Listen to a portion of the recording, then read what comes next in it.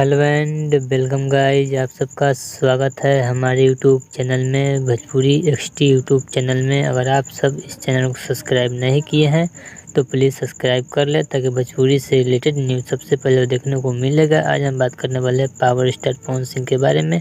तो power star Pawan Singh के fan है तो चैनल को सब्सक्राइब कर ले, वीडियो को लाइक करें। चलिए बात करते हैं पावर स्टार पवन सिंह के।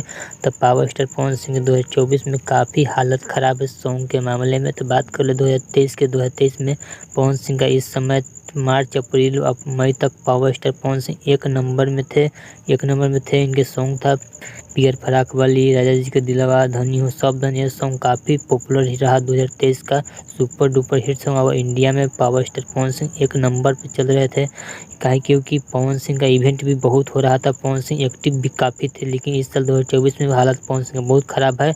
अप्रैल चल रहा है लेकिन पवन सिंह का बहुत ग्राफ ढल चुका है, क्योंकि power star Pawan Singh active भी नहीं दिख रहे हैं, न इनके गाना आ रहा है समय से, न गाना में दम रहा है।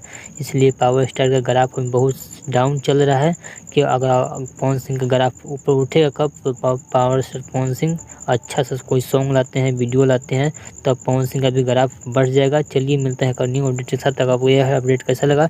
और पावर स्टार पवन सिंह का फैन है तो चैनल को सब्सक्राइब कर ले, वीडियो को लाइक कर। चलिए मिलते हैं एक न्यू अपडेट के साथ, तब तक के बाद।